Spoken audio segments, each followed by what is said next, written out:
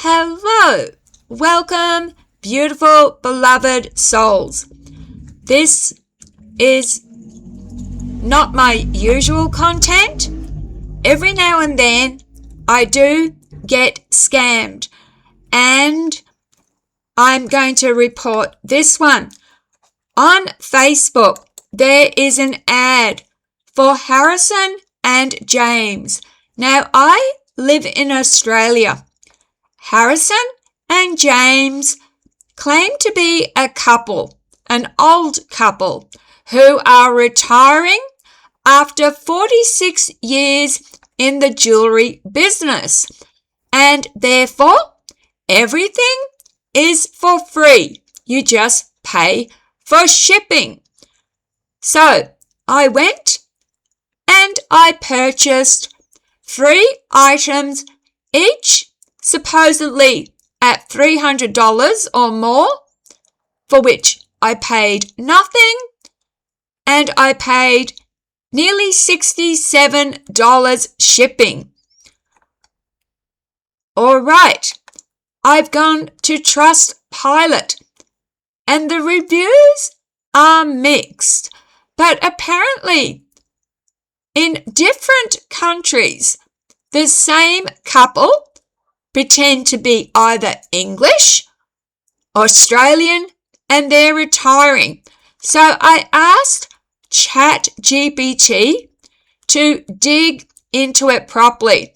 I watched another YouTube video on this, and it made some claims. So here is what ChatGPT found. The biggest discovery: Harrison and James' own terms say the goods come from China. This isn't a Trustpilot reviewer guessing from the Yuan Express number. Yuan Express is the shipping that I was given for my order. So if it's coming from China, anyway. So ChatGPT found the Harrison and James website own terms of service, and it explicitly says all our products are shipped directly from our suppliers in China to consumers. But if you go to the website that I went to that was offered through Facebook on harrisonandjames.com.au, it claims that they are handmade by them. So all our products are shipped directly from our supplier in China to consumers. That's on their own website. So my Yuan Express tracking information is completely consistent with what their own terms say. That does not by itself prove the company is Chinese. A US, UK, or Australian company can legally use a Chinese supplier, but it absolutely establishes that the goods are being supplied and shipped from China, and it makes their presentation as a little retiring jewelry business much more questionable. Nor are they hand making them, as it claims by James. And there's something even more interesting. ChatGPT found the Hong Kong company that several of the Trustpilot reviewers were pointing to. GLB Fashion Limited, company business registration number 780-35875, incorporated 22nd of April 2025. Status live. The Hong Kong Companies Registry own published list confirms GLB Fashion Limited was incorporated on the 22nd of April 2025. A company data source based on Hong Kong government data also records the same company and number.